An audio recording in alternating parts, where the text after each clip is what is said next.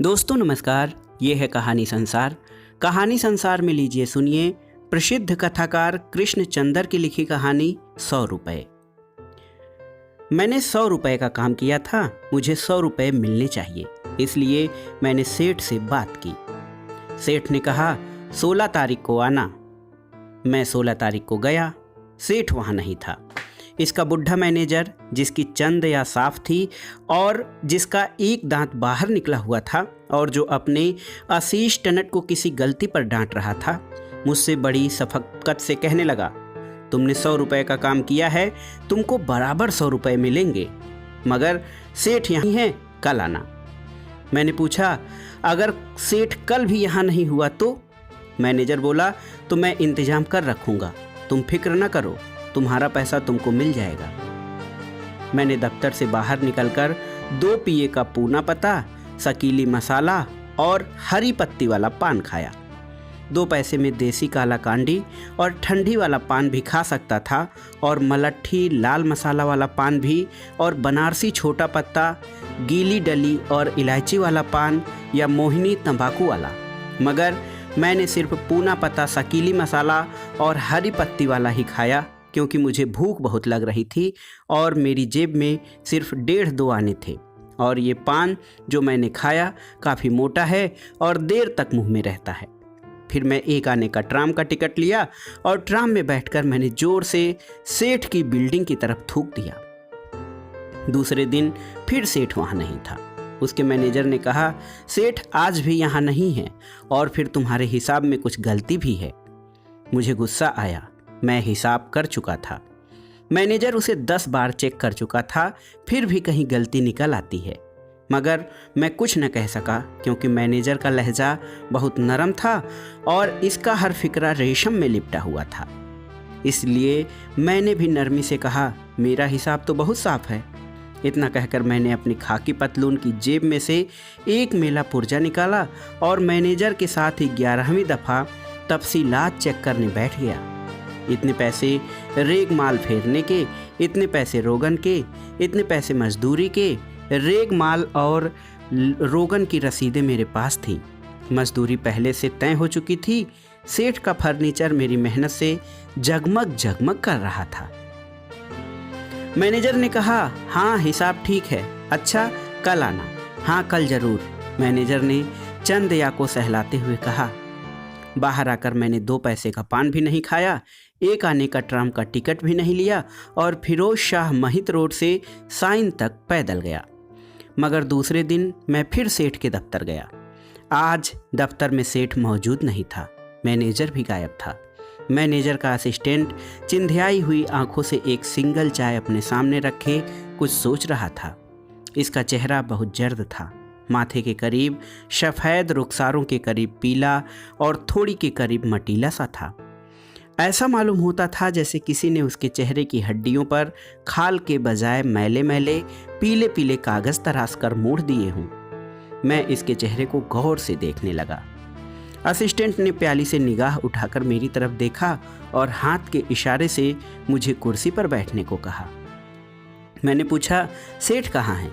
वो बोला, सेठ अपने दूसरे दफ्तर गया हुआ है। और मैनेजर कहाँ है?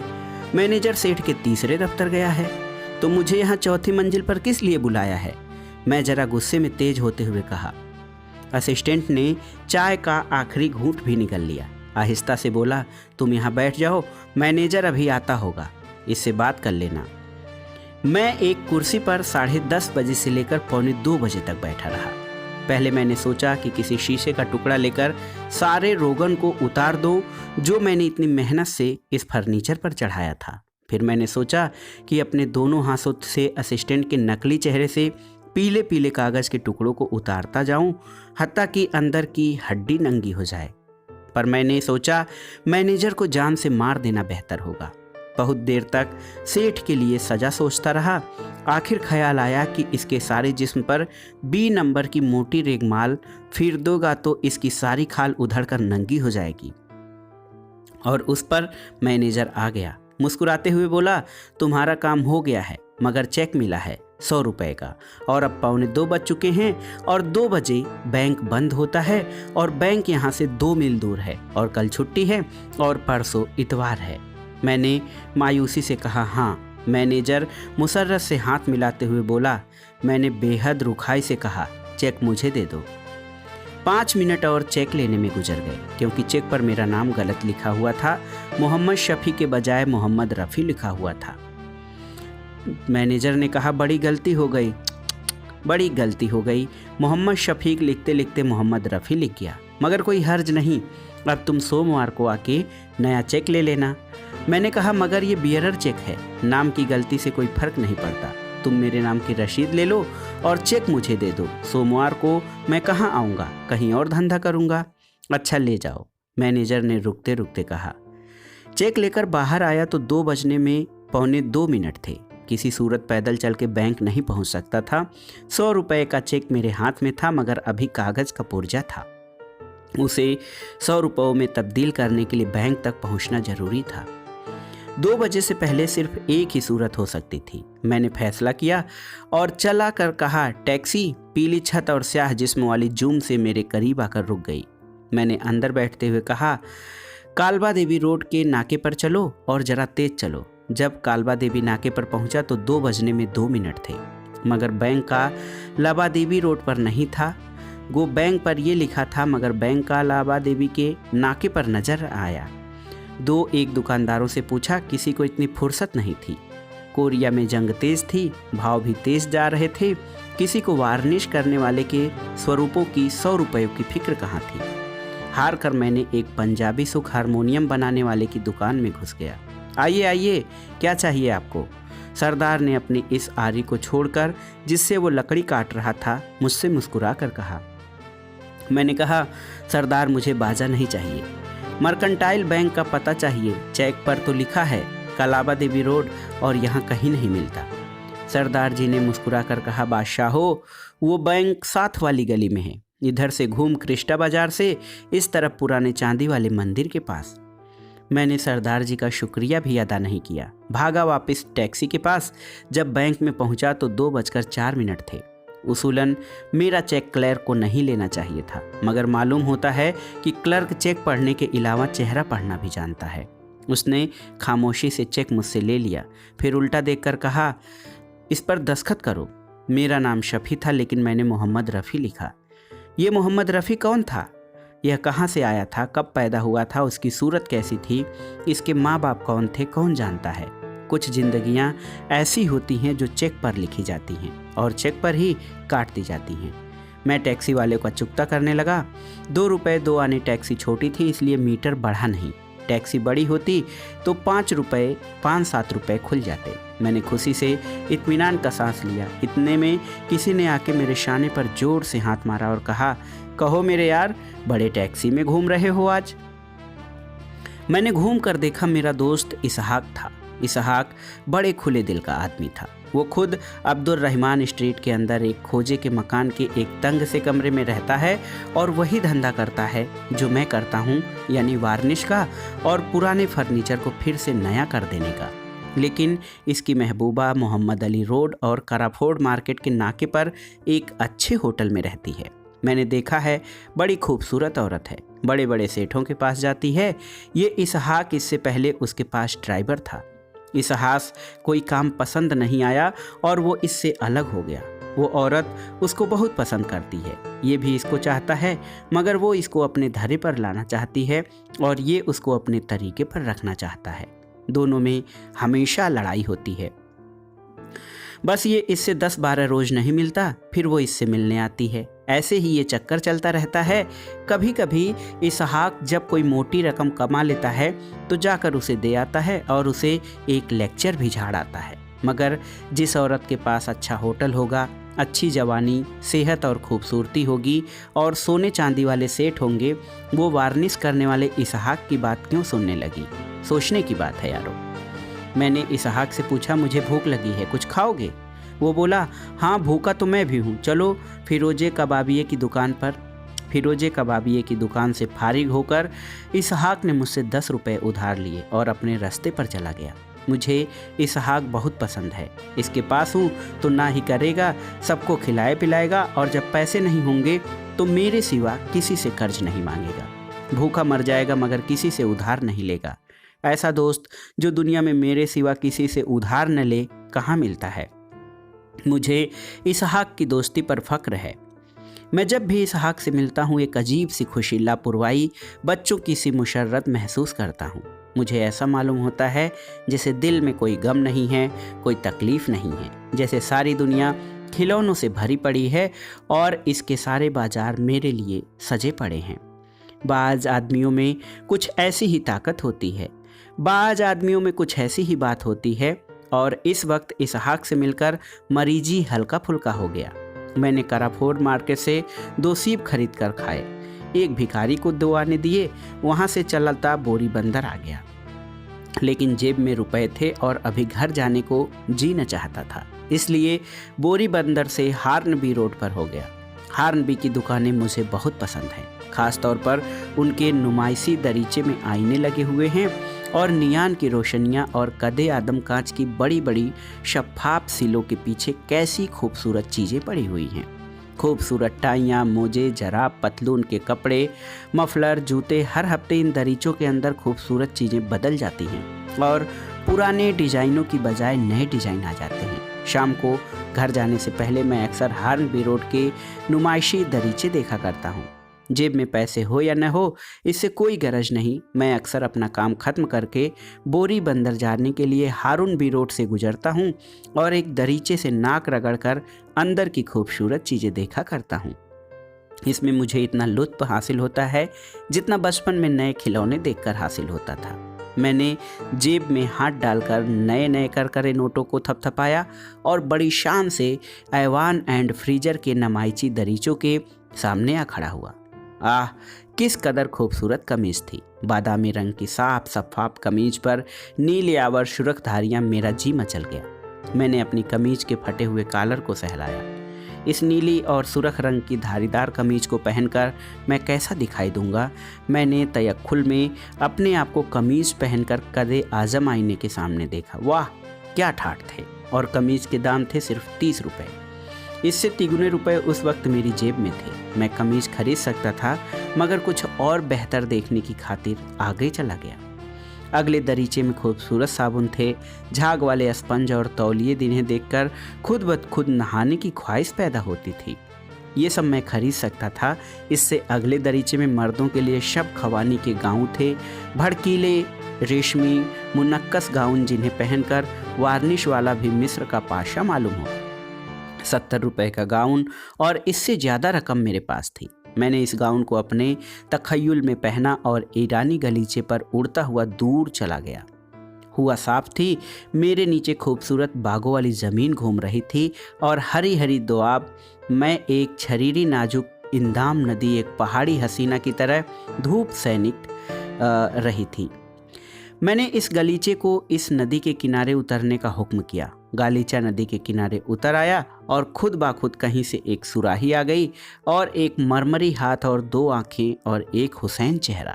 फिर मुझे किसी ने टहो का क्या कहा, खत लहजे में बोला, आगे बढ़े, अब किसी और को भी देखने दो, आधे घंटे से यहीं खड़ा है, ना लेना है ना देना।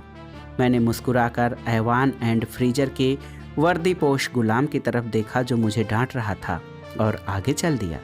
बेचारे को मालूम था कि मेरे पास एक उड़ने वाला ईरानी गलीचा है और जेब में 70 रुपए से भी ज़्यादा की रकम है। मैं इस वक्त अंदर जाके इस गाउन को खरीद सकता था मगर मेरा जी नहीं माना। हार्नबी रोड पर इससे बेहतर भी कोई चीज़ होगी, आगे चलकर देखा जाए। इस वर्दीपोश गुलाम को तो किसी वक्त भी शिकस्त दी जा सकती है। आगे चलता चलता बहुत सी दुकानें देखता भालता मैं जगदम्बा लाल पायल की दुकान पर पहुंच गया। यहाँ नुमाइशी दरीचे में कैमरे पड़े थे जिन्हें मैं खरीद सकता था। कैमरे खरीद के मैं इन फर्नीचरों की तस्वीर ले सकता था जो पुराने थे। मैंने सोचा ये कैमरा लेकर मैं इसहाक के पास जाऊं और इससे कहूँगा, चल आज तेरी और तेरी महबूबा की इकट्ठी तस्वीर लेंगे। मैंने अपना ईरानी गलीचा मंगवाया और कैमरा हाथ में लेकर सारे जहान के खूबसूरत मुनाजिर की तस्वीरें उतारने लगा। कैमरे के साथ जादू बैन पड़ी थी, जिसे देखने से तस्वीरें बिल्कुल अपनी गहराई के साथ नज़र आती हैं, यानी जैसे आदमी बिल्कुल आपके सामने चल फिर रहे हों और मकान आपके सामने हूबहू जैसे आपका हो। तस्वीर अपनी लंबाई, चौड़ाई और मोटाई के साथ इतनी अच्छी दिखाई देती कि सिनेमा में भी इतनी अच्छी मालूम नहीं होती। बचपन में एक बड़ी सी जादू बैन हमारे मोहल्ले में लाया करती थी और हम लोग एक पैसा देकर तमाशा देखते थे। इस जादू बैन को देखकर मेरा दिल खुशी से कांपने लगा और दुकान के अंदर दाखिल हो गया। काउंटर पर मैंने एक नौजवान से पूछा, ये जादू बैन कितने की है? 35.5 रुपये। नौजवान बड़ी खूबसूरत कमीज पहने था।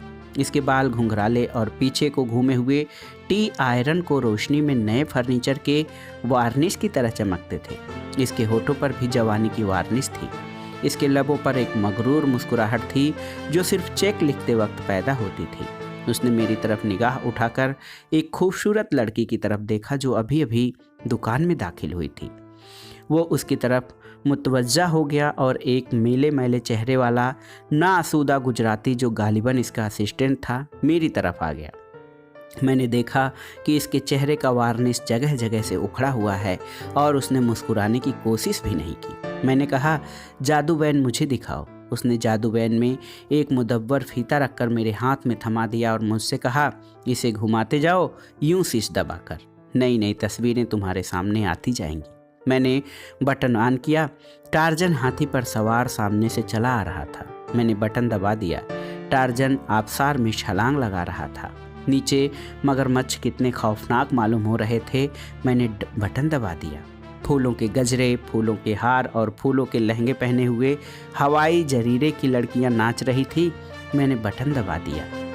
साहिल की रेत पर शराब और फल और बिस्कुट खाने की चीज़ें एक शफाफ तस्तरी में पड़ी थीं और एक औरत रेत पर आंखें बंद किए बैठी थी। इसका मुंह मेरे इस कदर करीब था कि मैंने जल्दी से बटन दबा दिया। ईरानी गलीचा ज़मीन पर आ गया। मैंने गुजराती खारिश ज़दा क्लर्क से कहा, ये जादू बैन तो बहुत अच्छी है, मेरे बचपन की जादू बैन से 1000 दर्जे बेहतर है, कितने में दोगे? वो मुस्कुराए बगैर बोला, 35.5 रुपये की जादू बैन आती है। मुद्दों रंगीन तस्वीर वाले फतीले 1 दर्जन उसके साथ लेना पड़ेगा। 10 रुपये के ये होंगे, सेल्स टैक्स उसके अलावा 50 के ऊपर रकम जाएगी। मैं जब हाथ डालकर 10-10 के नए करकरे नोटों को थपथपाया, आपको यकीन नहीं आएगा लेकिन ये बिल्कुल सच है कि इससे पहले मेरे दिल में जादू बैन के सिवा और कोई तस्वीर न थी। लेकिन नोटों को हाथ लगाने से एकदम मुझे धक्का सा लगा और बहुत सी तस्वीरें बटन दबाए बगैर मेरे सामने घूम गईं। एक बच्चा फटी हुई कमीज पहने गली के फर्श पर बैठा है और रो रहा है। मैंने पहचाना, मेरा बच्चा था। एक औरत की शलवार का पायचा दूसरे पायचे से ऊंचा है। इसकी ओढ़नी से इसके सर के उलझे हुए बाल बाहर निकलते हुए नजर आ रहे हैं। मैं समझ गया कि एक आदमी दरवाजे पर खड़ा है। इसकी सूरत हर लम्हा बदलती जाती है। इसका गुस्सा हर लम्हा बढ़ता जाता है।